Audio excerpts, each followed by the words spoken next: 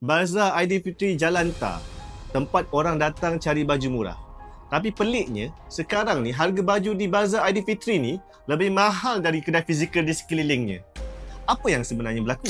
Peniaga Bazar Aidilfitri sepatutnya boleh menawarkan harga yang lebih rendah. Tapi realitinya mereka terpaksa jual mahal sebab kos operasi yang sangat tinggi. Sewa tapak Bazar Aidilfitri di Jalantar dulu boleh cecah RM10,000 ke RM20,000 Malaysia untuk saiz 10 x 10 kaki. Tahun ni DBKL dah turunkan harga kadar kepada RM2,700.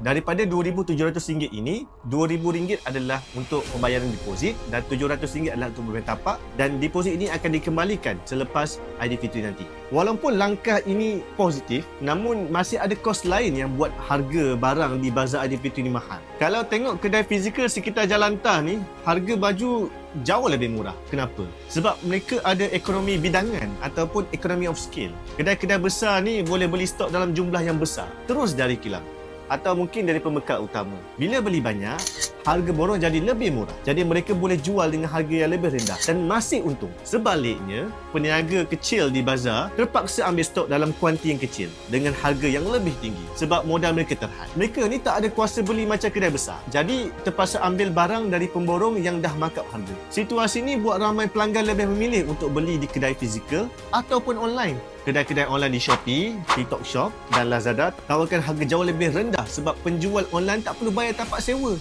yang mahal ataupun kos pekerja fizikal. Orang ramai makin bijak. Kerajaan tak boleh biarkan peniaga kecil terus tersepit. Beberapa langkah penting perlu diambil segera untuk bantu mereka. Pertama, turunkan kos sewa tapak bazar secara kekal. Walaupun DBKL dah turunkan sewa kepada RM2,700, ia patut kekal rendah supaya peniaga kecil boleh bertahan dalam jangka panjang. Kedua, mudahkanlah akses pembiayaan mikro untuk peniaga kecil. Bank Rakyat, Tekun Nasional dan SME Corp perlu lebih agresif beri pinjaman kecil atau skim kewangan khas supaya peniaga bazar boleh beli stok dalam kuanti yang besar dan dapat harga borong yang lebih baik.